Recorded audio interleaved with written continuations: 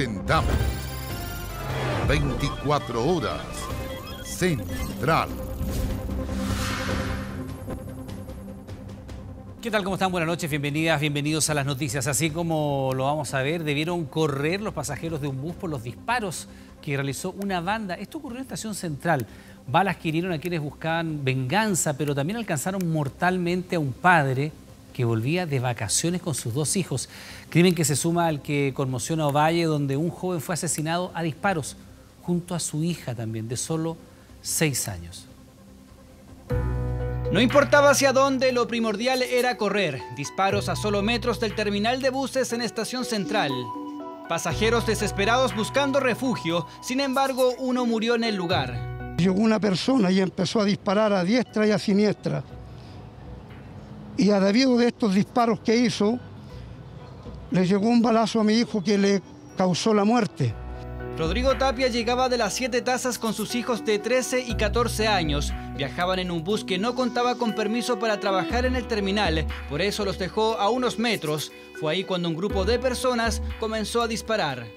Vemos como las personas mueren en la calle, baleadas por delincuentes que andan en la calle y empuñando una armadura, una pistola y disparándole a quien sea, no importando.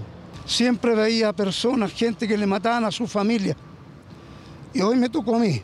Según la investigación, las balas iban para un hombre de 29 años que pasaba por el lugar, quien se encuentra herido fuera de gravedad.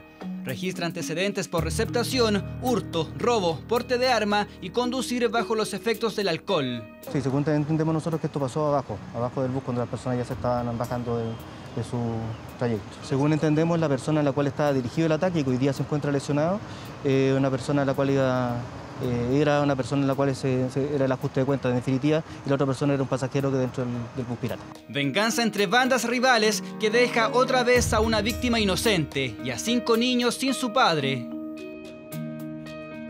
Contexto similar en Ovalle, región de Coquimbo. Un padre asesinado a disparos junto a su hija de 6 años. Alejandro Ceballos, según la indagatoria, escapaba de un vehículo que lo seguía, pero en el trayecto chocó. En ese mismo momento fue ejecutado con la pequeña Agustina. 2 muertes en una. Esto tiene que hacerse justicia, por favor. Nadie tiene el derecho de quitarle la vida a otra persona. Y le callaron la voz a mi sobrina.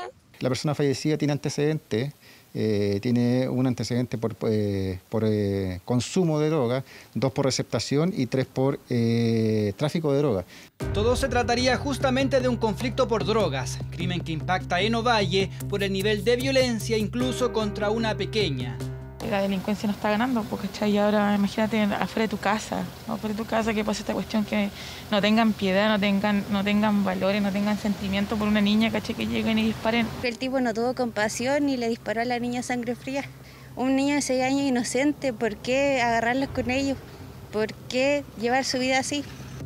Hasta el 16 de enero se registran 36 homicidios, 3 más que el 2021, lo que representa un alza del 9%. Pero más allá de números, es el nivel de violencia y uso de armas la preocupación. Hoy día, lamentablemente, estamos en presencia de una generación distinta, mucho más temeraria, generalmente también relacionada con el consumo de droga, lo cual altera, por supuesto, el juicio de realidad de aquellas personas, y eso hace de que la combinación sea muy compleja. Por el crimen de padre e hija en Ovalle todavía no hay detenidos, al igual que en el caso de Estación Central, pero detrás, según la investigación, estarían narcotraficantes. Bueno, la variante Omicron está ya muy instalada en nuestro país. Fíjese que hay 14.780 nuevos contagios, lo que está generando el colapso en varios sistemas de urgencia y horas de espera para una atención. A esto se suma el desgaste de los funcionarios de salud. Mire. El 97% de las camas UCI están ocupadas a nivel nacional y solo hay disponibles 166. Así fue con las anteriores variantes, saturación de camas UCI y hospitalizaciones. Hoy la cepa Omicron cambió el foco sanitario hacia un posible colapso en la atención primaria y sistemas de urgencia. Bueno, la gente está consultando por molestias respiratorias que ellos asocian al COVID, a veces fiebre, tos, malestar general. El problema es evidente, más casos, mayor cantidad de personas en consulta por posible contagio, un estrés en urgencias que vive desde hace 2 semanas el Hospital El Carmen en Maipú, Un aumento de consultas respiratorias del 22% en 14 días que llevó a ampliar las zonas de atención y la compra de recursos. Mayor cantidad también de recursos humanos, gente que tiene que procesar más muestras, es decir, hay una serie de variables tanto del punto de vista de personal que aumenta como también de insumos. Un aumento de consultas que ocurre también en la urgencia privada, pero que se hace más evidente en la atención pública, porque los pacientes están recurriendo directamente a urgencias, sin pasar por CEFAM o centros de salud primaria. Varios hospitales regionales tienen sus servicios de urgencia colapsados ante tanta consulta. Ha aumentado la población sin ajustarse los servicios hospitalarios para que pueda dar atención a todas esas personas. Si a eso le sumamos una pandemia y le sumamos una gran cantidad de casos que está consultando no solo respiratorios, sino también no respiratorios, podemos terminar en un colapso del sistema. Es que la estrategia deberá ir dirigida a la prevención, pero a la vez también preparar todos los sistemas de atención primaria y servicios de urgencia, extendiendo los horarios de atención, la separación de atenciones respiratorias y la implementación de las unidades de observación prolongadas. Esta es la postal de varios CESFAM en el país. Más de 4 horas de espera, largas filas. La atención primaria también está saturada. Así pasa en el centro Emilia Schaffhauser, en La Serena. Resulta que el niño presentó síntomas, nos dirigimos a urgencia y de urgencia nos mandaron para acá. Hay una fila enorme de personas que si ustedes pueden enfocar hacia allá, hay una fila de personas, más de 50 personas. Tuve que faltar a mi trabajo hoy día porque quiero hacerme un PCR, mire con la cola que me encuentro. Uno de los efectos inmediatos de este colapso sanitario es el desgaste de los trabajadores de la salud. En todo Coquimbo la atención primaria se fue a paro tras el reciente fallecimiento por COVID de una funcionaria quien tras el descenso de los casos volvió a trabajar presencial pese a ser paciente crónica. Me llamó la atención porque claramente habían compañeros suyos que tienen algún tipo de afección. Habían varios crónicos, ya sea hipertensos, diabéticos, pero ella tenía más patología, que ella tenía que haber seguido con teletrabajo, pero igual tuvo que volver. Una muerte que evidencia el riesgo al que se exponen los funcionarios. Confusam informó de 200 trabajadores de la salud con COVID.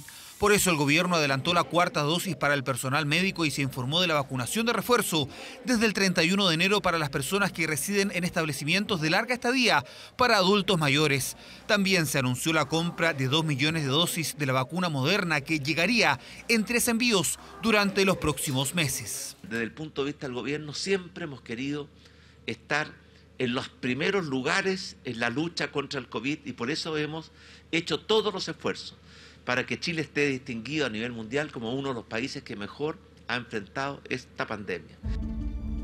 Día lunes que reportó la cifra más alta en pandemia, 14.780 nuevos contagios, 66.738 casos activos y una positividad por sobre el 13%. Jornada donde se informó que 48 comunas retrocederán a partir de este miércoles a preparación, mientras Punta Arenas y Natales retroceden a transición.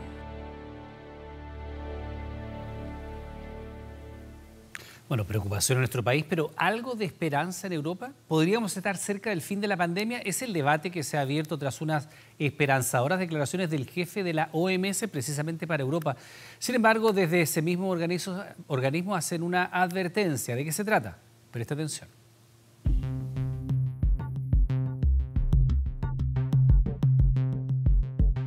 En enero de 2020, el mundo se encontraba alerta por el comienzo de la pandemia del coronavirus. Y parece increíble que 2 años después, este mes vaya a terminar como el de mayor cantidad de contagios en el planeta. Y todo por el rápido incremento de la variante Omicron. Sin embargo, ¿puede ser este el tan esperado fin de la pandemia? En cuanto a que la ola de Omicron disminuya, habrá una inmunidad general durante algunas semanas y algunos meses, ya sea por la vacuna o porque las personas serán inmunes debido a la infección. Declaraciones que generan esperanza en la población que ya se acostumbró a vivir con el virus. Que nos dejen hacer la vida como siempre lo hemos tenido. Es un virus más que se queda entre nosotros y que tendremos que acostumbrarnos a vivir con él. Lo que pasa es que hay que tomar precauciones. Sin embargo, desde la Dirección General de la OMS matizaron los dichos de su representante en el viejo continente. Hay diferentes escenarios sobre cómo podría desarrollarse la pandemia y cómo podría terminar la fase aguda, pero es peligroso suponer que Omicron será la última variante o que estamos en el final del juego. Además, aseguró que este año sí se podrá salir de la fase más complicada de la pandemia, cuando las estrategias y herramientas se usen de manera adecuada, como es el caso de las vacunas. Pero las alarmas mundiales se vuelven a encender con la detección de la variante BA2, una subvariante que incluso llaman la Omicron sigilosa. La diferencia con las otras subvariantes es que no se detecta con los test tradicionales, por lo tanto puede ser más difícil de detectar. Sin embargo, no tiene una sintomatología que sea muy distinta y que ya es más leve, lo que nos hace ser más optimistas en relación a cuál es la evolución que va a tener la pandemia. Una difícil detección que ya ha provocado su presencia en 35 países del mundo y representando en los últimos 10 días el 35% de los casos en Dinamarca. Nuevas detecciones y un avance incontrolado que preocupa a las autoridades chinas, cuando están a solo días del inicio de los Juegos Olímpicos de Invierno. El relevo de la antorcha y la ceremonia se organizarán en lugares cerrados, que sean seguros y controlables, sin ocupar las vías públicas ni crear ninguna interferencia. Una decisión que se suma a una serie de restricciones en Beijing para controlar el avance del COVID-19. 2 millones de personas tendrán que someterse a un PCR y de cara al inicio de la cita deportiva la estrategia Cero COVID se intensifica, donde los deportistas tendrán que estar vacunados y realizar cuarentena después de llegar al país asiático. Fui a ver los Juegos Olímpicos de 2008. Es una pena que ahora no pueda ver los Juegos Olímpicos de invierno. Una jornada olímpica que implementará medidas para controlar el alza de contagios por COVID-19. Y esto que tenemos acá es un registro impactante que deja al descubierto una problemática que sigue vigente cuando hablamos de convivencia vial. La discusión terminó con la ciclista arrollada. ¿Qué pasó con ella y con el agresor? Mire.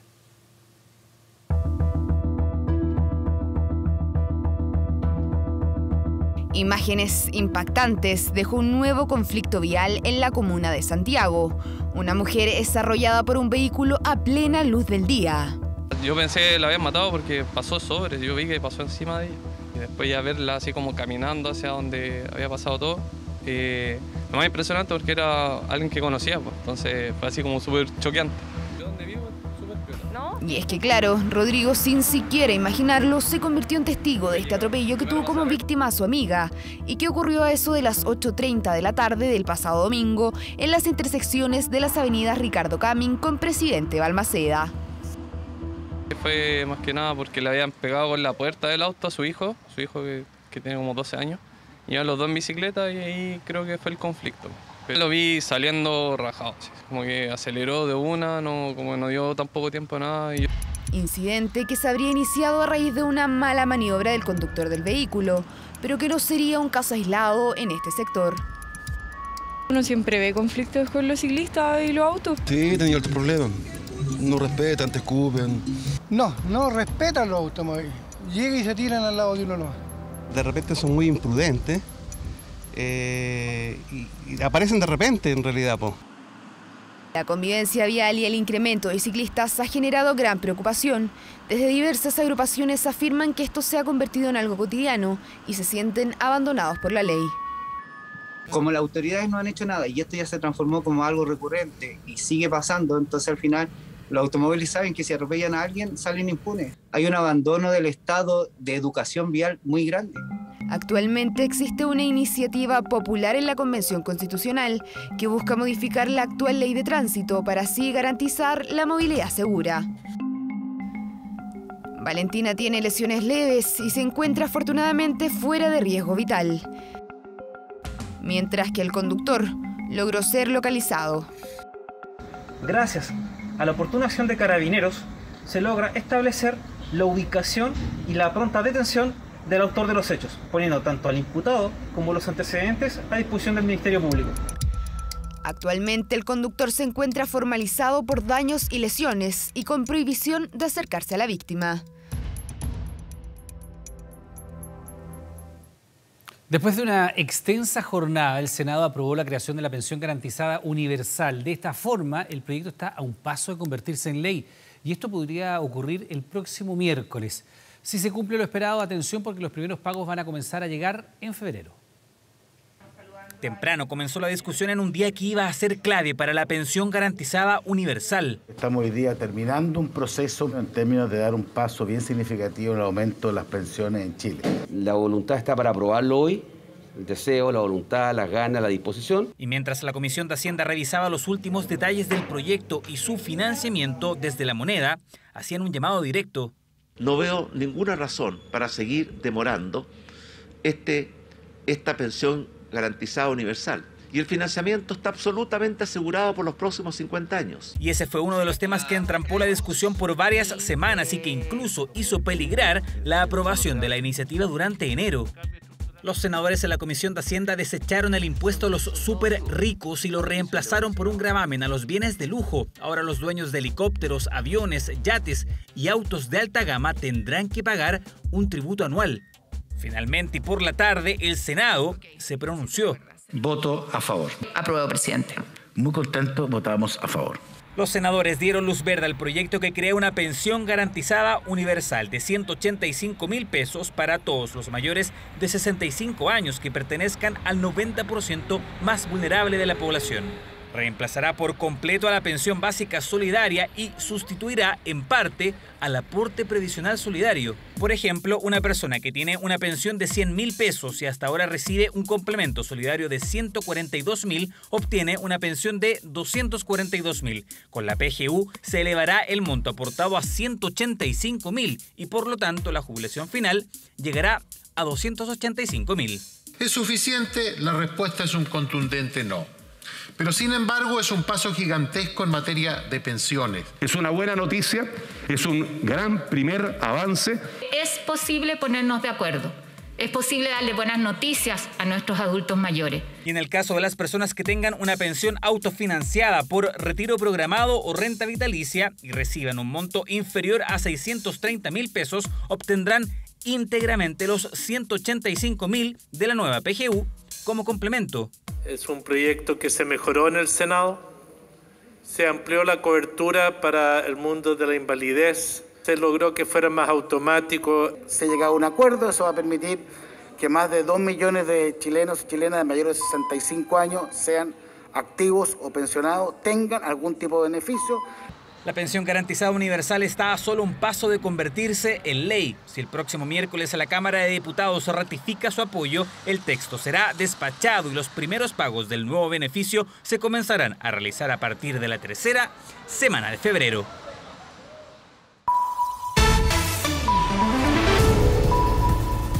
Ahora. Y nos vamos con Kevin Felgueras porque hay novedades en el Senado con la pensión garantizada universal. Kevin, ¿qué tal? Buenas noches. Muy buenas noches. Tú lo decías, este era el penúltimo paso legislativo. Ahora solo queda la votación en tercer trámite constitucional de la Cámara de Diputadas y Diputados para que esta pensión garantizada universal sea realidad. Estamos con el ministro de Hacienda, Rodrigo Cerda. Ministro, ¿cuál es el llamado que se hace a la Cámara? Y por cierto, ¿cuáles son los detalles? ¿Cuándo empieza a pagarse si es que esto se despacha el día miércoles? Muy buenas noches. Gracias, Kevin. Sí, bueno, efectivamente contarle a las personas, sobre todo los mayores de 65 años, que estamos a punto de que esto sea ley y que tengamos esta pensión garantizada universal. Para esto, lo único que necesitamos es que el día miércoles vayamos a la sala de la Cámara de Diputados y los diputados y las diputadas aprueben lo que salió hoy día de acá del Senado. Esperamos que sea así, hemos visto un buen ambiente y si eso es así, la verdad hay otros trámites como pasar por la Contraloría, publicarlo, pero todo eso nos permitiría pagar a partir de ya de la tercera semana de febrero a todas las personas que hoy día ya están en el sistema Pilar Solidario. Ministro, la gente que no está en el Pilar Solidario y tiene más de 65 años, ¿qué tiene que hacer, qué tiene que esperar para recibir esta pensión garantizada universal? Claro, efectivamente, hoy día es una de las cosas importantes que han ocurrido, hemos aumentado la cobertura. Eso significa que hay muchas personas que no estaban en el Pilar Solidario y no recibían ayuda del Estado, que hoy día sí la van a recibir. Para eso incluimos incluso a personas que pueden ser personas que no estén pensionadas, que siguieron trabajando, pueden tener 65, 66, 67 años, nunca se pensionaron y que ahora y no tenían ayuda del Estado, hoy día sí la van a tener. Para eso sí, lo único que vamos a necesitar es requerir sus datos, y para eso vamos a tener un periodo en que vamos a requerir sus datos, y una vez que los requiramos, bueno, vamos a empezar a hacer los pagos. Esperamos a ese grupo, va a tomar un poco más de tiempo, pero seguramente ya en agosto vamos a estar haciendo esos pagos. Bien, ministro Rodrigo Cerda, muchas gracias, muy buenas noches. Ahí estaba entonces la información del momento acá en el Senado. Luego de una extensa jornada se finaliza este segundo trámite. El día miércoles a partir de las 10 de la mañana la Cámara tendrá la última palabra si despachar del Congreso o enviar a una comisión mixta, que es el escenario menos probable, Iván, esta pensión garantizada universal a un paso de ser ley de la República. Si eso ocurre el miércoles se pagaría durante la tercera semana de febrero. Kevin, muchas gracias. Buenas noches. Buenas noches. Gabriel Boric no va a apoyar nuevos retiros de los fondos de pensiones de las AFP. Dijo que es una mala política y que un quinto proyecto no está dentro de sus planes de gobierno. El presidente electo fue claro. No está dentro de nuestro programa nuevos retiros y en eso tenemos plena coincidencia con el ministro Marcel. Yo no voy a favorecer retiros y espero que el Parlamento, pese que he escuchado algunas voces que hablan de más retiros, no es la solución. El gobierno de Gabriel Boric le cerró la puerta a nuevos retiros de las AFP, pese a que como diputado votó a favor en los proyectos anteriores. Las razones: 1, porque sigue vaciando los ahorros de los trabajadores. 2, porque destruye el mercado de capitales chilenos y eso genera efectos en el largo plazo, por ejemplo, en las tasas de interés de los créditos hipotecarios. Lo dijo este domingo en el programa Tolerancia Cero, donde también aseveró que otro eventual retiro generaría una presión inflacionaria indeseable justamente para los que menos tienen. Su postura provocó una ola de reacciones en el mundo político. ¿Qué otra cosa con guitarra? Que ahora dicen exactamente lo distinto que hicieron durante los últimos años. Es raro, pero bueno, es mejor que sea así. Hay distintas realidades y tenemos que crear respuestas para los sectores que no lo tienen y eso es parte de la política social y no necesariamente implica retiros. Tremendamente relevante que el equipo del presidente vaya dando líneas claras respecto de lo que va a ser su acción y entiendo que esta definición va en esa línea. Asume responsabilidad financiera del Estado al ponerle una lápida al quinto retiro. Unos dicen que Boric tuvo responsabilidad fiscal al proteger los recursos del Estado. Otros cuestionan que parte de su gabinete era el primero en apoyar la iniciativa. La diputada Pamela Giles, impulsora de algunos de los proyectos del 10%, señaló que un quinto retiro depende de la ciudadanía y lanzó sus dardos contra el futuro ministro de Hacienda, Mario Marcel, quien desde el Banco Central se opuso a estas iniciativas durante la pandemia. Triste constatar que aparentemente tenemos un presidente de la República por el que no votó nadie, que es Mario Marcel, que es el que está definiendo las políticas del nuevo gobierno. El desafío para el nuevo gobierno estará en el Congreso, donde deberá alinear a las fuerzas políticas para frenar una eventual iniciativa. Así, Gabriel Boric le baja el pulgar, le cierra las puertas con una clara determinación al proyecto más discutido del último año legislativo, el retiro de fondos de pensiones. Si la futura ministra del Interior aseguró que militarizar la zona solo ha logrado incrementar la violencia, el presidente Piñera respondió que sería importante informarse bien.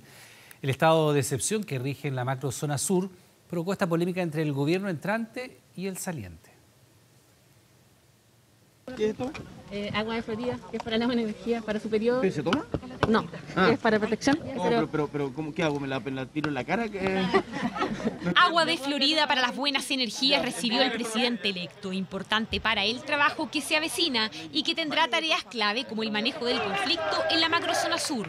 Con respecto a los comentarios de la nueva ministra del Interior, Isquia Siches, del estado de excepción. Bueno, yo creo que es importante informarse bien, porque el estado de excepción nos ha permitido desplegar a las Fuerzas Armadas en una labor logística, apoyo logístico, comunicaciones, telecomunicaciones, información, inteligencia. Fue la respuesta del actual mandatario luego de confirmar que él solicitará una nueva prórroga del estado de emergencia. Gabriel Boric ya anunció que este estado no se aplicará en su administración y fue su futura ministra del Interior quien señaló que la militarización en la macrozona sur no ha logrado reducir la violencia, sino que la ha incrementado. Siches respondió así a Piñera. Quiero hacer una invitación al presidente Sebastián Piñera y también a todos sus ministros y ministras a hacer un traspaso lo más armónico posible por el bien de nuestro país, hacer un llamado a que no profundicemos las polémicas, que trabajemos unidos como país en avanzar en la paz en la Araucanía. Un cruce de declaraciones que incluso generó debate en el Congreso. No creo que los militares estén en condiciones de responder, salvo en casos de guerra, que no haya declarado una guerra aquí. Y creo que eso corresponde a la policía y a otras fuerzas, ¿no? Y que difícilmente se va a conseguir algún arreglo político o algún diálogo en la Araucanía mientras se mantenga una situación de ese tipo. No comparto lo que ha dicho la ministra, porque esto se ha discutido 7 veces en el Parlamento y a mí no me cabe duda que la macrozona sur hoy día está en una situación excepcional. Polémica entre gobierno entrante y saliente por temas de seguridad. La protagonista, la futura ministra del Interior, quien se espera asuma un rol más político, delegando en los subsecretarios las tareas de coordinación de orden público. Nombres que podrían ser anunciados en los próximos días. Vamos a estar trabajando todo el día para poder seguir conformando los equipos y también planificando lo que es la instalación de gobierno. Nosotros estamos tratando de apurarnos, estamos tratando de dilatar. Apenas tengamos las nóminas, esperamos poder comunicarlas. Hemos dicho que a eso del miércoles deberían ya estar. Dentro de los nombres que se barajan para algunas de las subsecretarías dependientes del Ministerio del Interior está el de Eduardo Vergara, militante del PPD, que en ese rol podría ser el encargado de liderar las labores del proceso de transición entre ambas administraciones. El ex RD Pablo Vidal también suena como opción para encabezar alguna subsecretaría, así como aquellos que llegaron este lunes a la llamada Moneda Chica para sostener reuniones: Miguel Crispi, Manuel Monsalve y el exministro Gabriel de la Fuente. Avanzando no solamente en la nominación, sino también en algunos avances de coordinación con quienes esperamos conforme los distintos equipos de los gabinetes. Estoy disponible a lo que el presidente Boric me solicite, por supuesto. ¿Podría que integre la subsecretaría alguna? Ningún comentario. Eventuales cupos, cargos en la subsecretaría. Agradezco la pregunta, no voy a hacer más declaraciones. Muchas gracias. En Apruebo Dignidad esperan que dentro de los 39 nombres surja un equilibrio entre los partidos. Muy parecido a lo de los ministerios. Estamos ahí cuadrando. Vamos a hacer todos los esfuerzos para cuadrarlo. Por supuesto que esperamos que los nombramientos de los subsecretarios se refleje la diversidad de partidos y movimientos de Apruebo Dignidad. Y nosotros somos parte de un proyecto político, ese proyecto político se expresa en el gobierno de Gabriel Boric y estamos contentos con las acciones que ha tomado. Confiamos mucho, la verdad, en lo que está haciendo el presidente Boric. Esta semana es clave para la instalación del gobierno de Boric, porque los ministros se encontrarán por primera vez este viernes a las 9 de la mañana en Casona Cañaveral. Primera reunión en la que participarán todos los secretarios de Estado recién designados y los subsecretarios de Interior, Hacienda y Sexpress. A ellos se sumarán los presidentes del PS, PPD, Liberales y Radicales y los líderes de Apruebo Dignidad. Ponerle fin a la deuda del CAE. Esa es una de las promesas del gobierno del presidente electo Gabriel Boric. Una iniciativa que sería liderada por el futuro ministro de Hacienda, Mario Marcel, que ya estaría estudiando una fórmula para llevarla a cabo. Corría el año 2006 y jóvenes universitarios se enfrentaban quizás por primera vez a una serie de papeleos. Era el crédito con aval del Estado, la única alternativa de financiamiento para muchos que buscaban acceder a la educación superior. Vengo a firmar mi condena. ¿Qué? Porque sí, porque son varios años después de terminar la carrera que hay que seguir pagando. Desde su implementación bajo el gobierno del expresidente Ricardo Lagos, más de 1.100.000 personas solicitaron el CAE. Sin embargo, sus altas tasas de interés iniciales y el lucro detrás de la educación lo llevaron a encontrarse con su primera piedra en el camino hace una década. Los estudiantes vamos a seguir dando la pelea hasta cambiar estructuralmente la educación. No vamos a permitir más abusos, no vamos a permitir que nos sigan pisoteando. Las marchas estudiantiles del año 2011 comenzaban una batalla contra este tipo de financiamiento en la educación, con protagonistas que hoy ingresan a la moneda y que proponen la condonación del CAE. Lo que hay como compromiso es una solución para las miles de familias que hoy día están ahogadas por el crédito con aval del Estado. Vamos a encontrar el plazo, la forma, los instrumentos para que esto se pueda hacer de manera sostenible. Fórmula para condonar un crédito que ya 27.000 personas pagaron y que 680.000 todavía se encuentran en proceso y que ilusiona a quienes han luchado por años terminar con esta deuda. Lo que queremos es que no exista letra chica detrás de esto. Nos costó mucho trabajo llegar a esto y en ese sentido también agradecer que exista no solamente la voluntad política, sino que la voluntad social de avanzar y cerrar por fuera algo que nunca debió haber existido. La idea inicial, y según lo que ha señalado parte de su gabinete, es apelar a la gradualidad y que sea a través de un esquema de pagos a largo plazo por parte del Estado. Las estimaciones hablan de 20 años, con un costo anual de $300 millones, una tarea que deberá asumir el próximo ministro de Hacienda, Mario Marcel. Hay una voluntad muy genuina por parte del futuro ministro de Hacienda de poder viabilizar, como él lo ha dicho, los cambios que se proponen en el programa. Siento en él un aliado para las distintas reformas que nosotros queremos plantear. Condonación que durante la campaña presidencial algunos expertos criticaron la viabilidad debido a su alta suma. Según datos que entregan desde el Sistema de Créditos de Estudios Superiores, la deuda al 31 de diciembre del 2021 es de $9.900 millones. Sin embargo, para los expertos, la clave está en la gradualidad y priorizar quienes más lo necesitan. Como política pública no se puede implementar de una sola vez. Eso es equivalente a 12 Transantiagos. ¿Cómo es lo más importante que si hacerlo o no? Y el cómo tiene que ver con gradualidad esencialmente, y no solo gradualidad transversal, sino que una gradualidad focalizada. Una iniciativa que en el Congreso divide a los parlamentarios, que ante todo aseguran quieren conocer mayores detalles de cómo se lograría la condonación, sobre todo entendiendo el actual panorama económico del país. Toda fórmula que ayude a aliviar los endeudamientos es bienvenida. Lo que tenemos que conocer es cómo se va a llevar a cabo eso. Y qué se va a dejar de construir o qué se va a dejar de financiar por aliviar el CAE. También es importante ver esas consideraciones. La condonación es una señal errática, pero vamos a estar a la espera de lo que el equipo de gobierno y Mario Marcel en particular, a la cabeza de él, digan qué piensan hacer respecto de esta herramienta. La promesa del fin a la deuda del CAE, un proyecto que lideraría Mario Marcel y que ilusiona a cerca de 700.000 personas que hoy siguen pagando un crédito bancario por su educación. Frontera Global.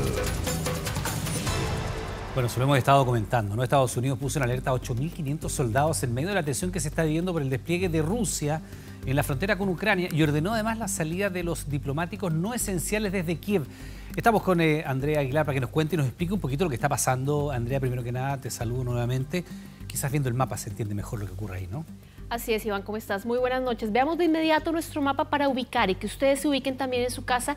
¿Dónde queda esto que está poniendo tanta atención en el mundo? Estamos hablando, ¿dónde queda Ucrania? Iván, vemos que Ucrania era uno de los 15 países que surgieron de cuando obviamente cae la Unión Soviética. Es uno de esos 15 países. Recordemos que Rusia tiene frontera con 16 estados distintos. Ucrania es quizás la puerta de entrada a Europa y es por eso que hay tanta molestia por parte de los rusos del hecho de que se pueda de cierta manera perder o dicen ellos de cierta manera ceder este territorio que lo conversábamos antes. De cierta manera Vladimir Putin quiere seguir expandiendo, siente que Ucrania les pertenece. Esto no es de ahora, hay que recordar que este conflicto es simplemente lo que está diciendo Putin, es finalmente que se pueda de cierta manera retomar lo que se estaba sucediendo en el 2014. Recordemos que Iván, había una guerra en el 2014, una guerra que ya deja 14.000 muertos, 8 años de conflicto justamente por esa zona de Rusia del Este, en donde Vladimir Putin de cierta manera tuvo dos territorios. Estamos hablando específicamente de lo que ha sucedido en los últimos años, ¿no? ¿Qué es lo que sucede ahora, Iván? Es prácticamente una demostración del presidente Vladimir Putin de su poderío, de sus tropas, y para eso obviamente vamos a ver también qué ha sucedido con el resto de las tropas, ver también cómo se ha dado esta crisis en Ucrania. Recordemos además que es un conflicto en el que son muchos los actores. Hay un verdadero conflicto entre Rusia y Estados Unidos, tiene aliados en la OTAN. Veamos la siguiente nota para ver.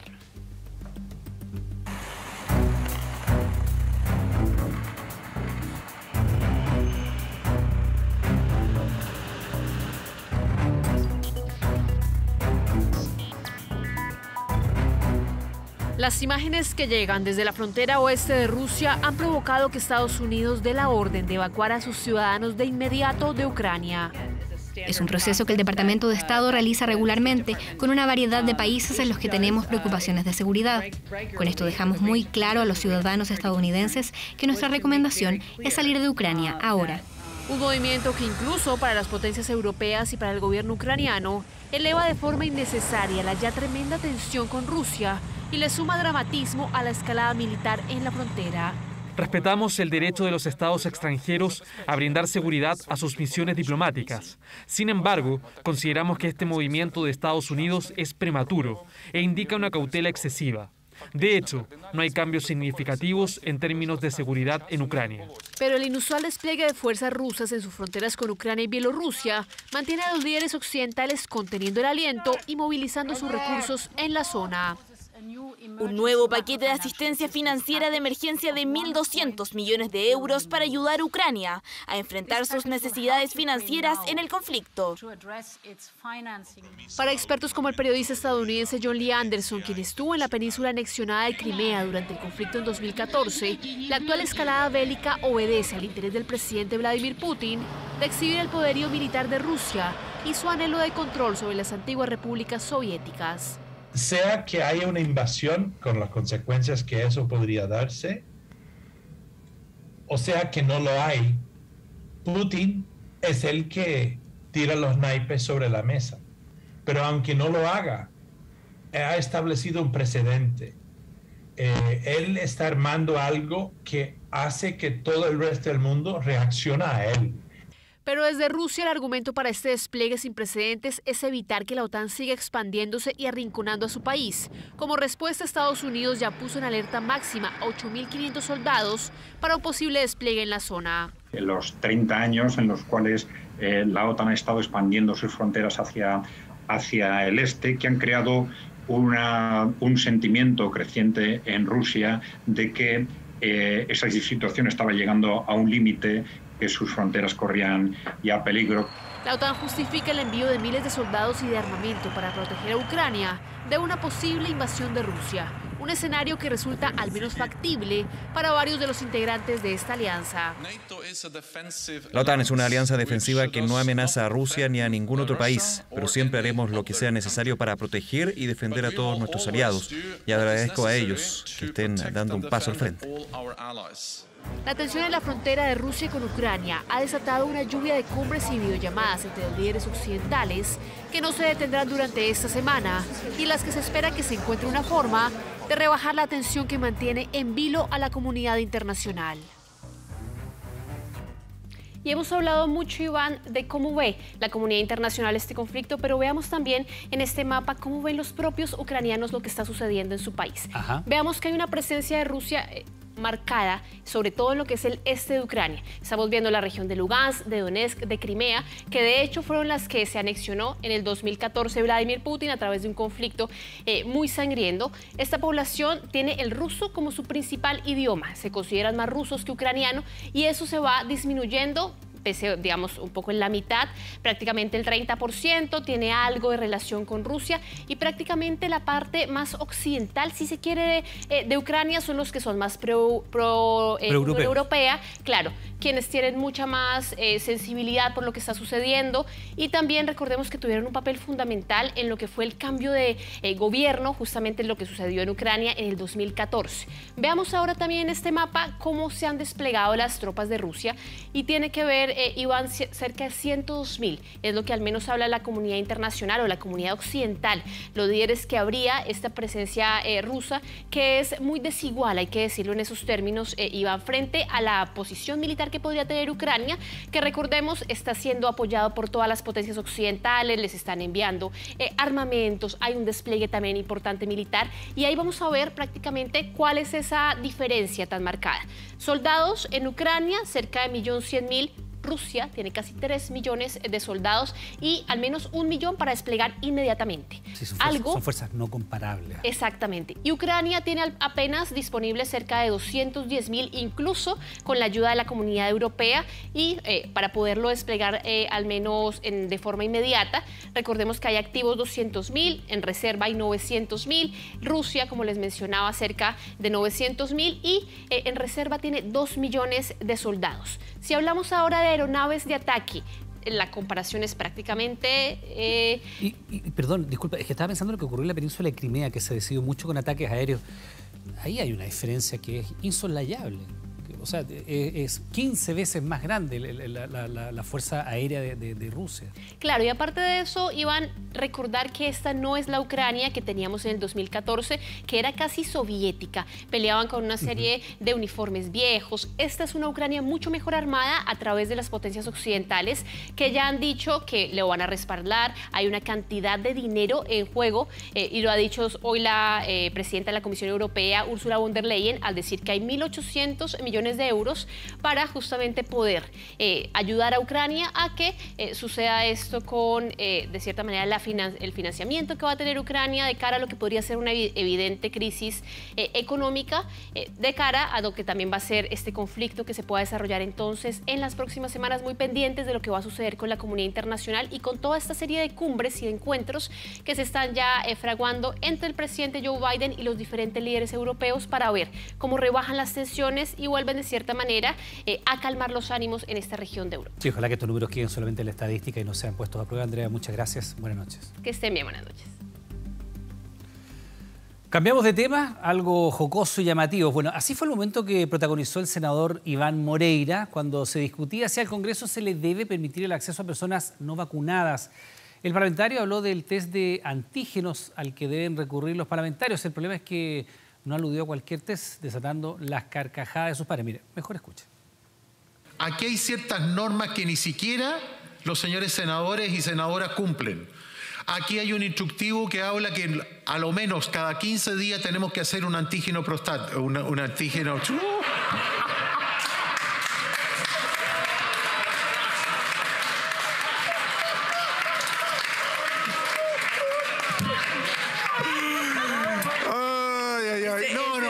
Ese es un gran micrófono abierto. La edad que me estoy acordando. Oiga, colega, ese es un gran micrófono abierto. Sí, grave. Reconozcámoslo. Yo entiendo. Mire, bueno, me traicionó la... Oiga, me traicionó, ¿no?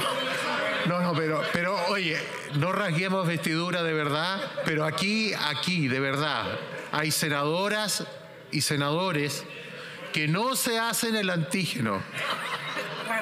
El no prostático, eso es todo lo que digo. Ya, pasó ese momento. Es, sin lugar a dudas, una de las princesas favoritas de Europa. Usted la reconoce de inmediato. Estamos hablando de Carolina de Mónaco, que cumplió 65 años de una vida marcada por el...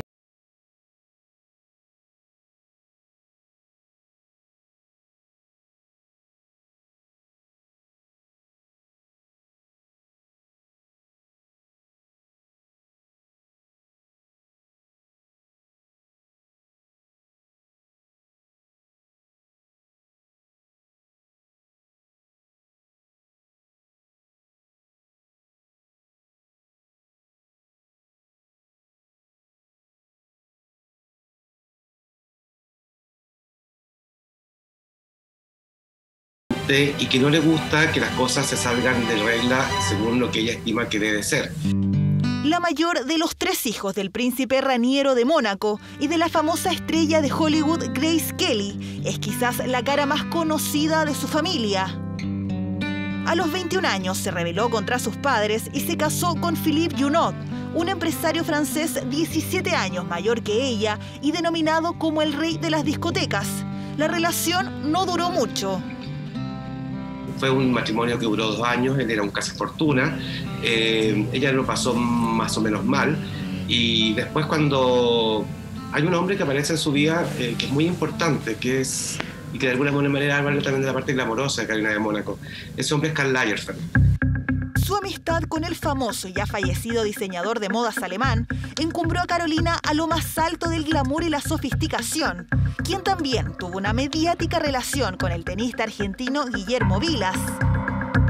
Lagerfeld fue crucial cuando la princesa perdió a su madre en un accidente en 1982, la primera gran tragedia de su vida.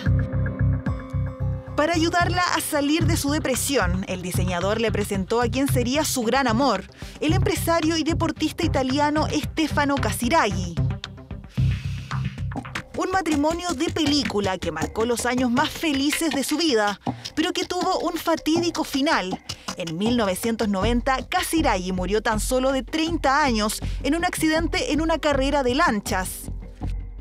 Entra en una gran depresión, pierde el pelo, aparece una segunda gran pena en la vida de Carolina, de la cual le cuesta mucho recuperarse. Sola y con 3 hijos a cargo, tuvo que volver a reconstruir su vida. Consolidó su figura como máxima socialité y representante de Mónaco. Casi una década después de enviudar, se casó con Ernesto de Hannover, miembro lejano de la familia real británica, con quien tuvo a su 4º hijo. Una relación complicada que duró hasta 2009. Desde entonces, Carolina de Mónaco se dedicó a seguir consolidando su imagen, la misma que hoy la tiene entre los personajes más populares de la realeza mundial a sus 65 años. Y de regreso a nuestro país, una violenta pelea se registró al interior de un parque de diversiones, mire, en el balneario de El Quisco.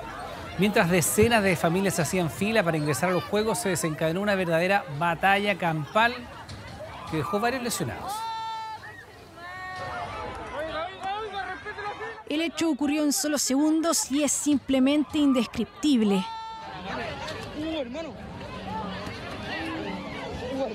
Violento altercado, todo por alguien que quiso pasarse de listo, se saltó la fila. Se generó una descontrolada pelea. Yo salgo de aquí, salgo como a las 10 de la noche y pasamos por ahí, pero terrible. Era muy bonito venir a vacacionar, venir a pasarla bien, los santiaguinos venían, pero... Acá igual son medio buenos para los golpes, por así decirlo. Videos que muestran lo ocurrido al interior del parque de entretenciones Mampato de El Quisco. Registros del pasado fin de semana. Hoy la familia afectada cuenta su versión. Detrás de nosotros habían unos tipos con la intención de robar. No se trató de un simple avance de puesto. La discusión se habría originado minutos antes. Eran el blanco de un robo. Al percatarse, lo denunciaron en público. Fue entonces cuando se desencadenaron los golpes. Se pusieron delante de nosotros con otra intención y ahí mi hermana empezó a discutir con uno de ellos junto con su pareja y nos escupieron en la cara a mí, a mi hermana y a mi cuñada, arrastraron del pelo a mi hermana, ahí se formó la pelea grande, estuvieron involucrados mi familia. Al menos 15 personas participaron en el altercado. Fue necesaria la presencia policial para detener una verdadera batalla campal.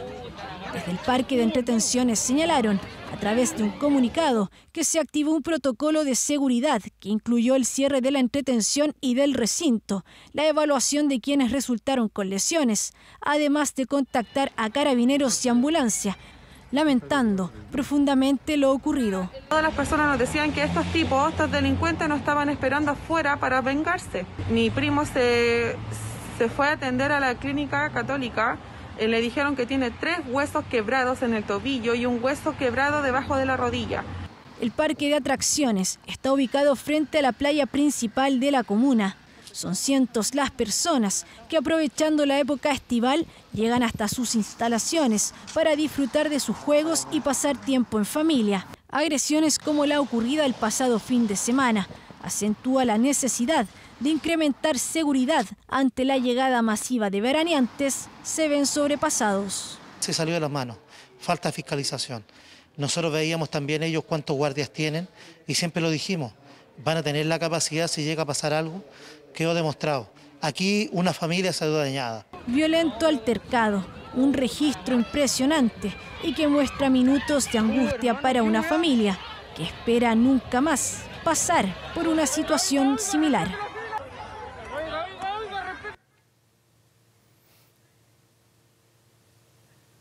Mire, esto que aparece aquí, tal cual, este es el telescopio James Webb, que a bordo de una nave despegó el 25 de diciembre desde la Tierra, viajó, escuche bien, 1,5 millones de kilómetros hasta su destino final, al que llegó hoy.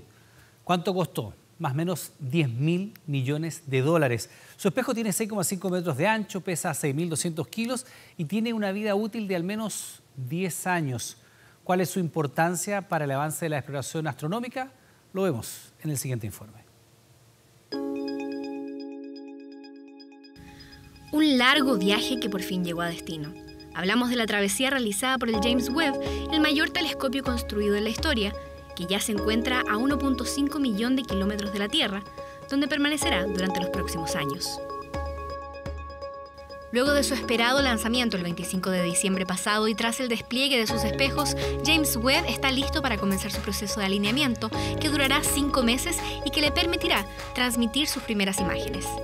Esperando que a mediados de año ya empiece su funcionamiento normal, en el cual uno le puede decir, te toca mirar en esa dirección, el telescopio puede apuntar y tomar los datos con el instrumento correcto, con todas las medidas de seguridad para que pueda seguir con su misión. Las fotos más esperadas por la comunidad espacial se podrán conocer desde junio o julio, cuando el telescopio realice observaciones de las primeras estrellas y galaxias del universo, además de planetas fuera de nuestro sistema solar. Bueno, el telescopio James Webb nos va a permitir ver un tipo de luz que hasta el día de hoy no hemos explorado y justo corresponde con la luz que emitieron las primeras galaxias y estrellas en nuestro universo. Y el James Webb Telescope, al estar tan lejos y a temperaturas tan bajas, va a poder observar luz infrarroja, que es muy difícil de observar porque nuestra atmósfera no nos permite poder acceder a ella. El telescopio cuenta con un gran espejo primario de 6.5 metros, formado por 18 piezas bañadas en oro que ayudan a reflejar la luz infrarroja. El resultado serán 18 imágenes de una misma estrella que conformarán una sola fotografía. El observatorio ya se encuentra en una órbita estable y existe expectación, pues se presume que podría captar la luz de las primeras estrellas creadas hace 13.000 millones de años. Y vamos a mirar cosas en el universo que van desde objetos en nuestro propio sistema solar hasta la búsqueda de las primeras galaxias que nacieron después del Big Bang. Y todo el tiempo y espacio entre medio será increíble. Un tremendo hito espacial que nos ayudará a comprender los orígenes del universo y nuestro lugar en él. Ya, algo más acá a nivel de la Tierra, pero de todas maneras eso es un avance porque la era de la digitalización ha llegado al transporte público de Santiago. A partir de hoy, la Red Metropolitana de Movilidad y Banco Estado tienen sus plataformas disponibles para pagar el transporte con código QR, pero esta no es la única novedad, mire. Desde hoy, a través de la aplicación de Banco Estado, podrá pagar la micro, el metro y el tren a NOS con un código QR que genera la aplicación y que se descontará de la cuenta RUT. No todos dominamos la tecnología. Una buena idea porque permite versatilidad en el sistema. Yo prefiero la tarjeta, soy muy poco tecnológica. Estuve viendo, pero la verdad que no lo entendí. Mal, no me tinca. Está el cajero y luego cargar, ahora ya si es más directo, súper bien. Sí, me gusta la idea. Si es reacio a los cambios, la clásica tarjeta VIP seguirá funcionando como siempre. Es simple porque directamente pueden usar los fondos que tienen en cuenta RUT sin necesariamente tener que cargar la tarjeta y pasar por un validador antes de usar el sistema para que se active la carga. Ya hay 7.800 validadores aptos para pagar con este nuevo sistema QR. Una vez que se genera el código, hay 2 horas para usarlo y una vez que se usa, en 6 segundos dejará de ser válido. Esto es para evitar la evasión y plagio de códigos. Un dato importante a considerar es que solo sirve para la tarifa normal. Por el momento no será válido para TNE y adultos mayores. La aplicación de Red también cuenta con este servicio de código QR. Sin embargo, acá también se suma otra novedad a la digitalización: la recarga automática de la tarjeta VIP. En esto se puede, registrando tarjetas, establecer un saldo para los viajes diarios y automáticamente el sistema recarga la tarjeta.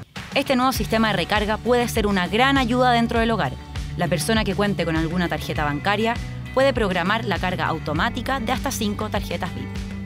Mercado Pago y Movirred son otras 2 plataformas de pago que se suman a esta nueva era de innovación en el sistema de transporte público de la capital. Ahí lo que tienes que hacer es ingresar tus dígitos de la tarjeta VIP, ingresar cualquier medio de pago que tú quieras y nosotros tenemos todos los medios de pago disponibles. Es una solución digital que está en distintas plataformas, tanto en web como en app.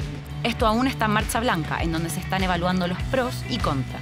Si todo sale bien, se espera que en una segunda etapa, sin fecha por confirmar aún, se pueda ampliar este acuerdo. Estamos partiendo este convenio con Banco Estado, pero vienen muchos convenios más con otras entidades financieras.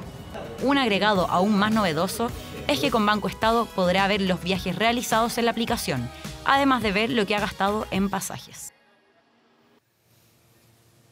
Desesperadas, decidieron acampar frente al lugar donde se construyeron sus casas. Estamos hablando de 270 familias que esperan hace más de un año la entrega de sus viviendas en Buin, sin resultado.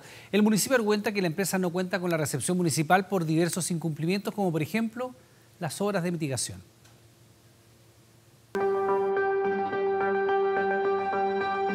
Miles de chilenos sueñan con la casa propia y ese sueño se ve más cerca cuando se paga el pie, la reserva, los ahorros y se establece la fecha de entrega.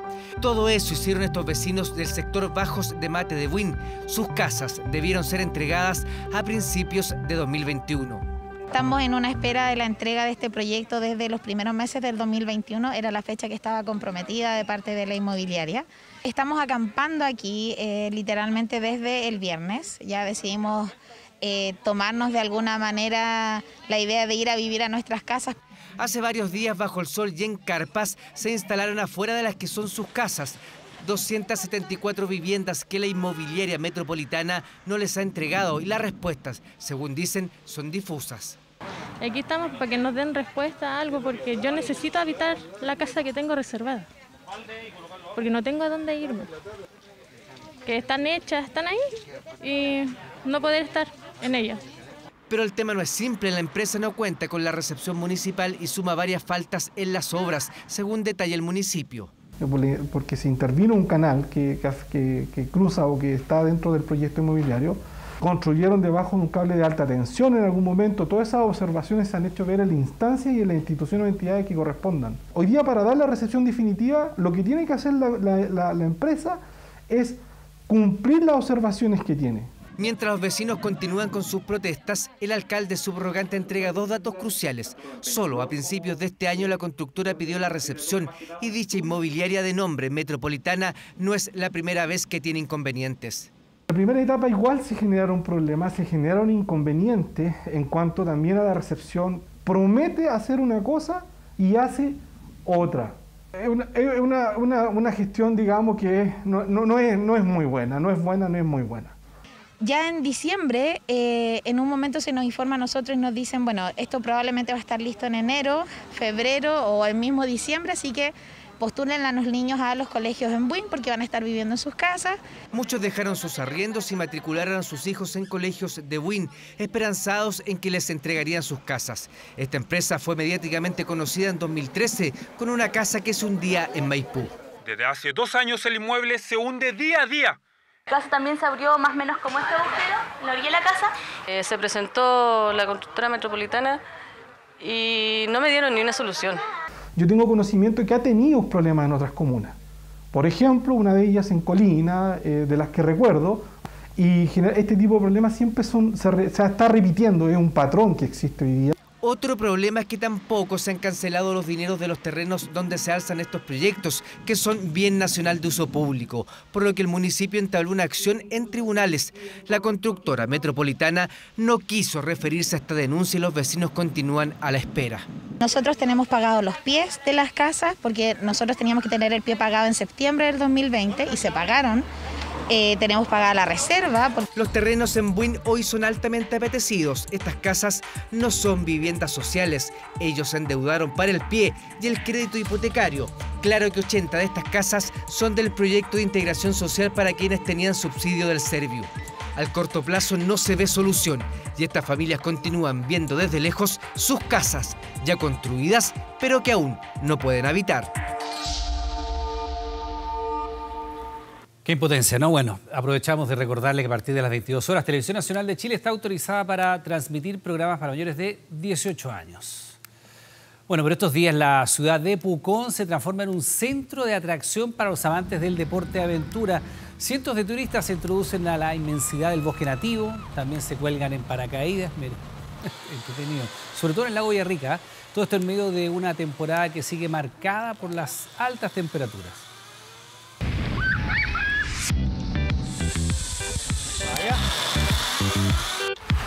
Agradables playas, volcán, lago tapizado de reducidos trajes de baño, altas temperaturas y claro, amantes de la adrenalina. Ese cosquilleo tan distinto y que atrae a cientos a experiencias casi siempre de altura. Demuestra tan solo un par de datos en la denominada capital del turismo del sur.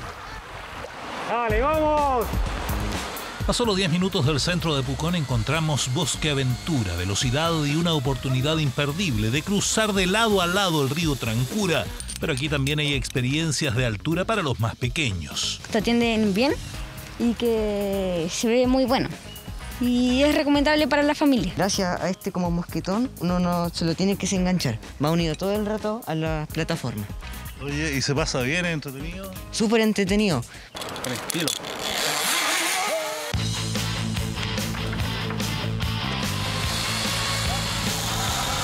Yo creo que recorrer a través de estos cables, estos paisajes, yo creo que es impagable. Todo con los parajes súper preciosos, que te llenan el alma, la energía y te devuelve para poder volver a trabajar, para volver a la universidad, etc.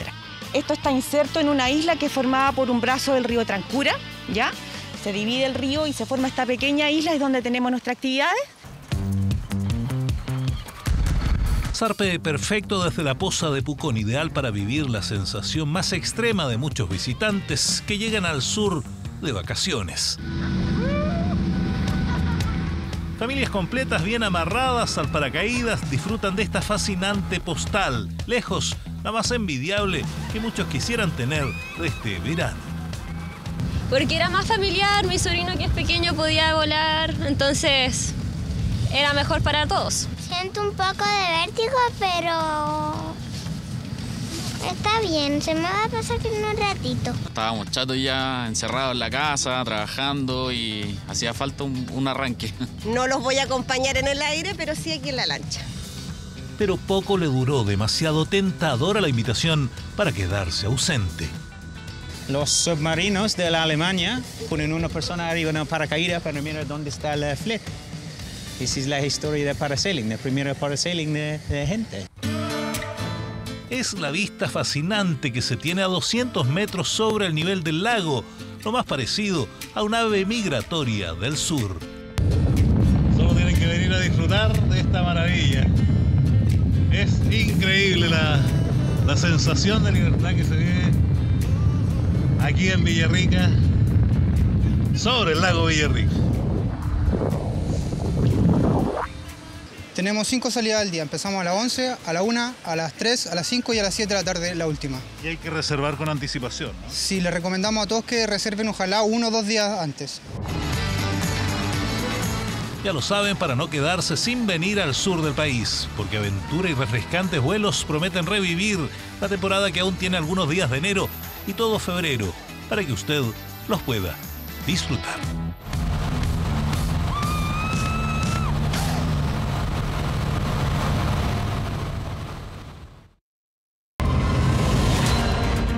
La verdad que es increíble, son cosas que uno no se espera.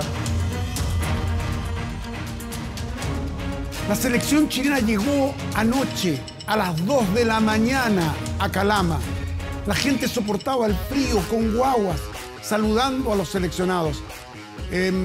Gary Medel incluso desafió cualquier eventual contagio con coronavirus y fue a la gente, fue a saludarla, a expresarle su afecto, a agradecer su presencia. Bueno, no es nada fácil para Chile en estos momentos. Hoy Mauricio Isla y Jan Meneses han dado positivo, se pierden el partido del jueves, pero en cambio Ben Brereton y Alexis Sánchez ya están en Calama y en gran forma. Martín Lazarte y un lunes de malas noticias. El cuerpo médico de la selección chilena informa con la autorización de los jugadores Mauricio Isla y Jan Meneses que en el test de PCR para SARS-CoV-2 de su ingreso al país presentaron resultado positivo. 2 bajas ante Argentina por la pandemia que se suma a Francisco Sierra Alta. Los problemas siguen para Machete. El cuerpo técnico de la selección convocó a José Pedro Fuenzalida. Nominaciones de última hora. A eso ha tenido que apelar Martín Lazarte. El COVID ha hecho estragos en La Roja en los últimos días. Primer entrenamiento en Calama con la novedad del arribo de Alexis Sánchez. El hijo pródigo de Tocopilla con nacimiento futbolístico en Cobreloa ya está a la orden de machete para el duelo contra Argentina. Un rival sumamente competitivo, un rival duro. La Roja en el Zorros del Desierto, reconocimiento del escenario para su función del jueves. Una derrota dejaría a La Roja con poca ilusión de ir al Mundial de Qatar. Creo que depende también de lo que hagamos nosotros, de cómo nos preparemos estos días acá en Calama, de cómo afrontemos este partido sumamente difícil. La operación Calama absolutamente activa. Una localidad inédita busca convertirse en amuleto. La Roja por el momento sigue confiando a pesar de los casos positivos. Ahí está Andrés Mitchell, nuestro enviado especial a Calama, para contarnos de historia de esta ciudad que hoy no es la capital del cobre, sino que es la capital del fútbol. Calama, Andrés, enamorada de la selección chilena. ¿Cómo estás? Así es, don Pedro, muy buenas noches. Saludar a toda la gente que nos ve también a esta hora. Y nosotros nos encontramos aquí en las afueras del hotel de concentración de la selección chilena. A mi espalda, mucha gente todavía, cerca de 300 hinchas que esperan por ver a alguno de los jugadores, por ver a alguno de los seleccionados chilenos que en estos momentos están cenando. Probablemente se está viendo la posibilidad de que alguno de ellos pueda salir a saludar a la gente o asomarse al menos por una de las ventanas. Hoy por la tarde la primera práctica a 2.260 metros sobre el nivel del mar. Primera práctica también para Martín Lazarte, para Ben Britton Díaz, que era uno de los jugadores que más preocupaba por el tema de la altura. Nunca había estado jugando en una cancha que estuviese a esta altitud. Por la tarde con nuestra compañera Claudia Rojas salimos a buscar historias y nos encontramos con el pasado de Alexis Sánchez, ese pasado que decía este joven talentoso que venía debutando en Cobreloa. Conversamos con la familia donde Alexis se hospedó por primera vez aquí en la ciudad de Calama y lo ves en la siguiente nota. Yo me llamo Alexis Sánchez. En Cobreloa y... Las primeras palabras de maravilla, sus primeros goles, sus primeras gambetas. Cobreloa disfrutó de su talento, luego la historia es sabida, pero antes del éxito, los títulos y la fama, estaba la siguiente historia.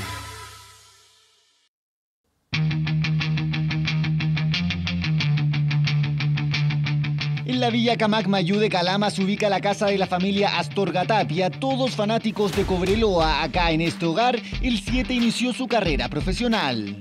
Todo surgió de cuando Alexis estaba aquí en el año 2005, cuando él era cadete. Bárbara Tapia conoce a Alexis desde niño, es una de las hijas de los Astorga Tapia y por esas cosas del destino se transformó en una suerte de hermana para el tocopillano. Alexis tuvo que realizar un tipo de trabajo donde mi hermana le facilitó venir aquí a casa a hacerlo en el computador.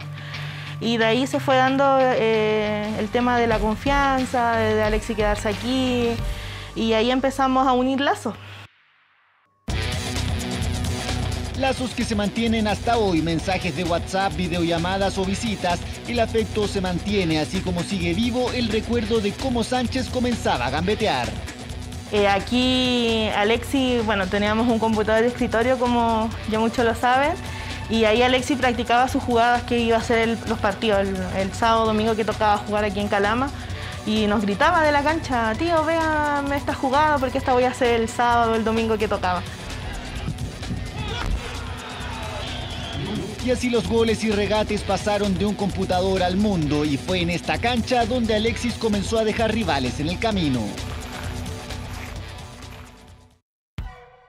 Pero él no solo sabía de sus capacidades, una cosa tenía clara. Siempre con la convicción de ser el mejor, de practicar, de no quedarse ahí haciendo nada, pues siempre era fútbol. ¡Sánchez! Pasaron largos años para que Maravilla volviera a jugar en la tierra que lo vio nacer futbolísticamente. En sus inicios la misión de Alexis era consolidarse en el mundo fútbol. Hoy llega con otra tarea, conseguir un triunfo ante Argentina para mantener el sueño de ir al Mundial de Qatar.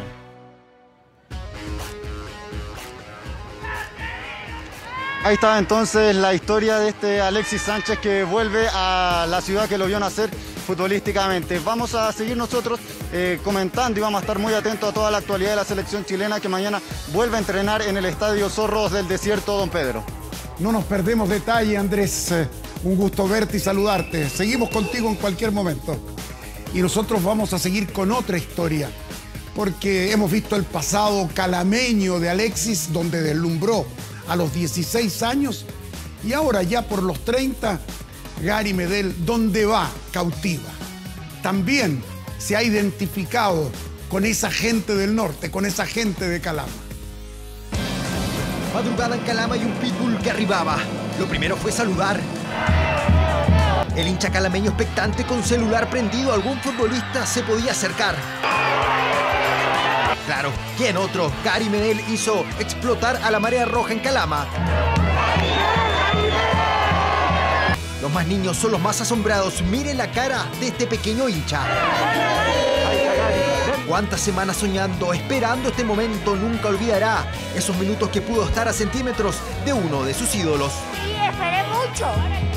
Hasta las 3 de la mañana. No solo está este hincha, la incredulidad de ella estremece. Esta selfie, ellas dos jamás se la olvidarán. Otro rostro de un pequeño feliz. Un autógrafo para el recuerdo. Primera vez que venimos a ver la selección chilena. Gary nuevamente cumplió con el hincha, fotos, autógrafos y cariño. El pitbull anda suelto en Calama, agradeciendo años de aliento. Nos puede ir más o menos, bien o mal, pero la selección ejerce un sentimiento en la gente incomparable, increíble. Y esto es el fútbol. Argentina sin Messi, Chile sin Arturo Vidal. Pero en el albiceleste hay preocupación porque le falta, por ejemplo, Correa, Romero, Guido Rodríguez, pero ellos están clasificados. Nosotros peleamos por clasificar, así que lo toman como un ejercicio intelectual el encontrar, por ejemplo, el reemplazante para Messi en el equipo argentino que llega el miércoles a Calama.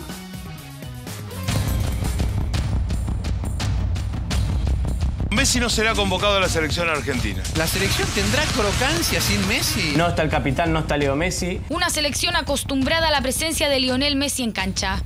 Esta vez el capitán de la albiceleste no viajará a Calama para enfrentar a Chile. Preocupación en Argentina, pero ilusión en la roja. Claro que Scaloni ya prepara al esperado reemplazante de la Pulga. Hay un nombre que a Scaloni le da la ventaja de no modificar el esquema, que es Paulo Dybala, por las características de él. El delantero de 28 años podría ser titular en la primera jornada de esta doble fecha de clasificatorias, tal como lo fue en el triunfo ante Uruguay en noviembre de 2021. Paulo Dybala lleva una racha en Europa de 11 goles en 17 partidos. La última vez que Messi no empezó en cancha como capitán, quien llevó la cinta fue Ángel Di María. Sin el capitán, todo apunta a que la jineta será traspasada a su compañero del PSG, Ángel Di María. El Fideo ya aterrizó en Buenos Aires y se prepara para seguir sumando de a 3. La pregunta es si la Argentina va a poner lo mejor también en Calama. La actual campeona de América ya tiene el cupo asegurado a Qatar. Claro que eso no quita que viajen a Chile en busca del triunfo. En el predio de Seiza comienza a reunirse la albiceleste para trabajar en un plantel ganador sin Messi. Ya volvemos con 24 horas Central.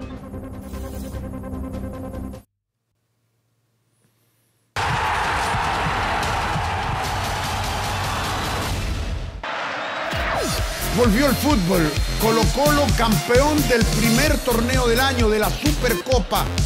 Un error del portero de Católica en pleno segundo tiempo de Zanahoria Pérez. Miren el saque que ejecuta con el pie. Lo captura el Colorado Gil y anota el primer gol del partido para un Colo-Colo que fue evidentemente superior a la Católica. Fue mucho mejor el equipo de Quinteros que el de Paulucci. No hay objeción para lo que ocurrió en relación al resultado del partido. Suazo, gran figura en Colo-Colo, superando a un flojo Galani.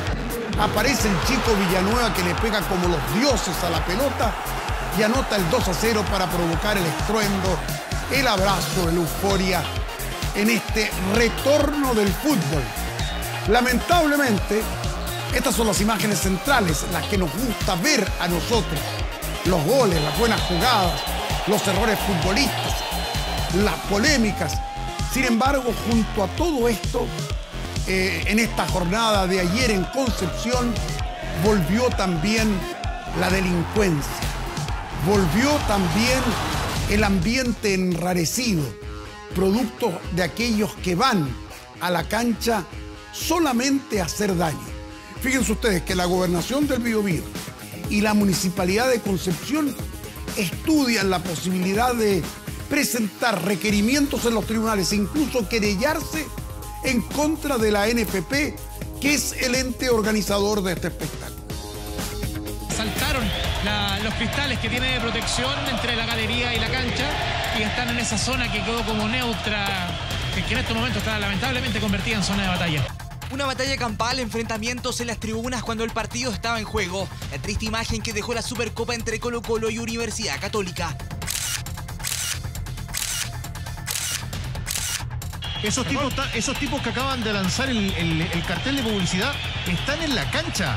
Se lanzaron bengalas, elementos publicitarios y cuánto objeto encontraron en las tribunas. Pusieron en riesgo la integridad de todo el público que llegó al Esterro a presenciar lo que sería una fiesta y que terminó con estos lamentables incidentes.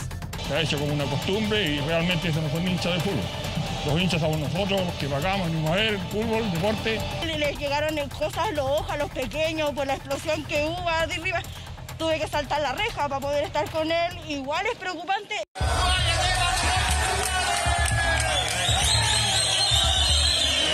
Enfrentamientos al interior del estadio y también en los accesos. Incluso algunos rompieron mangueras de emergencia y las utilizaron en contra de carabineros. Un papelón por parte de ambas barras que recibieron una condena transversal. Y también aprovecho ahí a hacer un llamado a nuestro mal llamado hincha que lamentablemente hoy vuelven a ocasionar desmanes que obviamente manchan a una institución, a una hinchada tan grande, tan hermosa. Los que van a hacer destrozos al estadio no son hinchas, le arruinan a todos los que queremos ver fútbol lo que están haciendo ahora y eso no podemos seguir tolerando.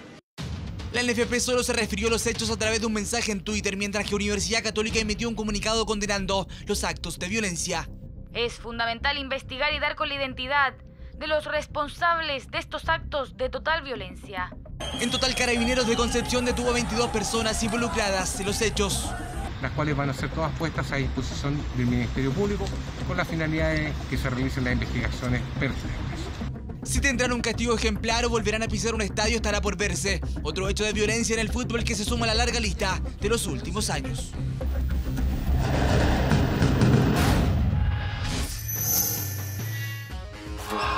Saltamos a Melbourne, a la apasionante recta final del PRI 276. Zipas le ganó por 4-6, 6-4, 4-6, 6-3 y 6-4. Qué difícil al norteamericano, Taylor Fritz, número 22.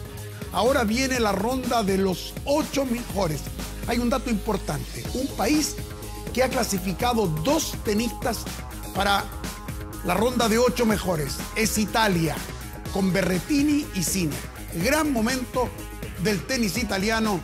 Lindo lo que viene en Melbourne. Está interesante lo que viene en las noticias con Iván Núñez. Iván, por favor. Claro que sí, Pedro, y es la política, porque fuera del futuro gobierno, con una reducida representación parlamentaria y en pleno proceso eleccionario. Bueno, este es el complicado presente de la democracia cristiana, partido que además enfrenta el fin de su histórica alianza con el Partido Socialista. ¿Cuál será el rol de la DC a partir del próximo 11 de marzo? Lo vemos en el siguiente informe. Luego de que ninguna lista alcanzara la mayoría absoluta, la nueva directiva de la democracia cristiana se definirá en una segunda vuelta entre el alcalde Felipe Del Pin y la diputada Joana Pérez. Debemos entrar en un proceso de refundación, un proceso que implique una abierta discusión de los militantes. Nosotros, como democracia cristiana, decidimos colaborar con el gobierno del presidente Boric y lo vamos a hacer, sin duda. Una elección que podría marcar el futuro de un partido que se debate entre la refundación y la necesidad de unir a su militancia.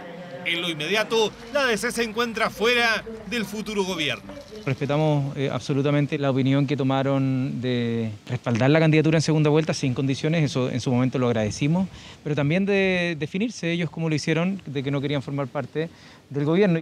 Fue una imagen muy comentada en redes sociales. El gabinete anunciado por el presidente electo versus el equipo que acompañó a Patricio Aylwin.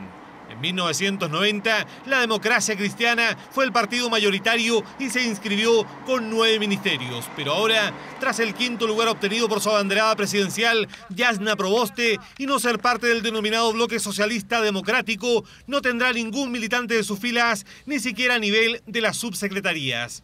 Distinto es el caso del PS, otrora histórico aliado de la ADC y que ingresó en plenitud al futuro gobierno de Boric. Nos unió ese eje histórico por mucho tiempo.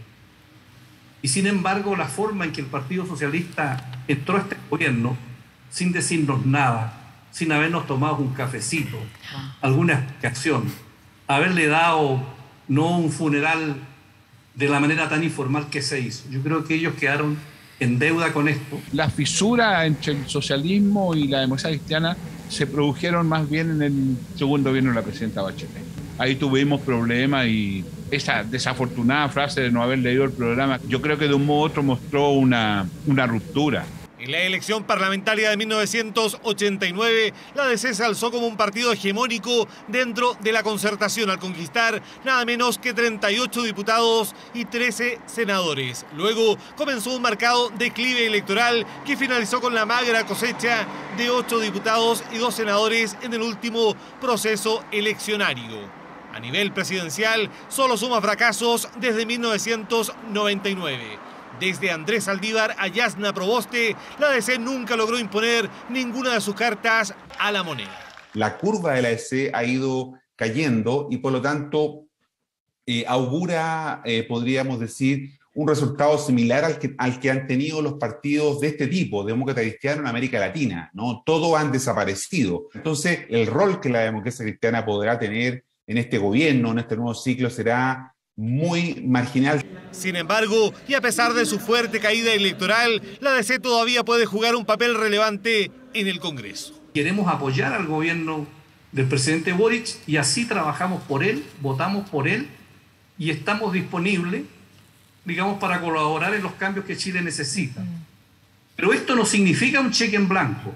Los partidos van a jugar un rol y, por cierto, la democracia cristiana tiene una representación importante, así que no creo que, parafraseando la desafortunada frase, no creo que esté en condiciones de tomar palco ante esta situación.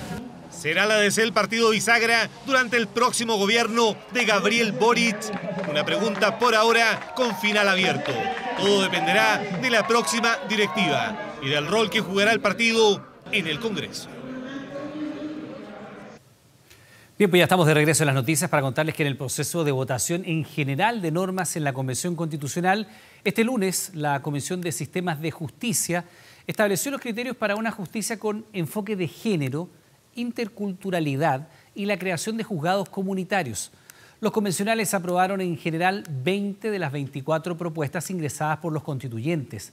Vanessa Hope, una de las coordinadoras de esta instancia, destacó que con lo aprobado se dejaría atrás el llamado Poder Judicial y se comenzaría a hablar de sistemas de justicia. Escuchemos. Va a generar nuevos tipos de jurisdicción, principalmente 2 que ya están a la vuelta de la esquina: justicia comunitaria, justicia con equidad de género y, por cierto, desde la perspectiva ya más global, no habría un modelo único de jurisdicción nacional, sino que estaríamos acogiendo una propuesta de pluralismo jurídico. Y atención, porque lo siguiente ocurrió hace solo algunos minutos y está causando polémica. El presidente estadounidense Joe Biden insultó a un periodista que le preguntaba por la inflación. El reportero de la cadena Fox News, Peter Ducey, recibió una serie de insultos por parte del mandatario que no se percató que tenía el micrófono encendido. Las palabras fueron editadas en el video oficial de la Casa Blanca, pero se pudo escuchar en la grabación transmitida en directo por televisión. Presta atención.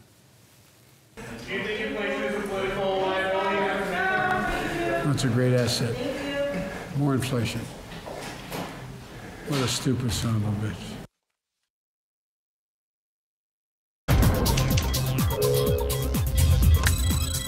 ...24horas.cl.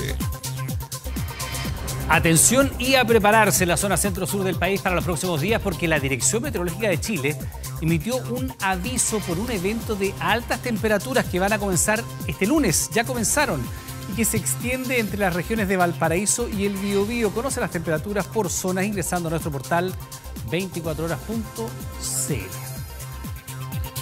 Bien, pues terminamos las noticias. Como siempre, muchas gracias por informarse junto a nosotros. Permanezca aquí en nuestra sintonía. Llega por nuestra señal abierta un nuevo capítulo de Todo por mi Familia y vía pública por nuestro canal 24 horas. Que tenga buenas noches.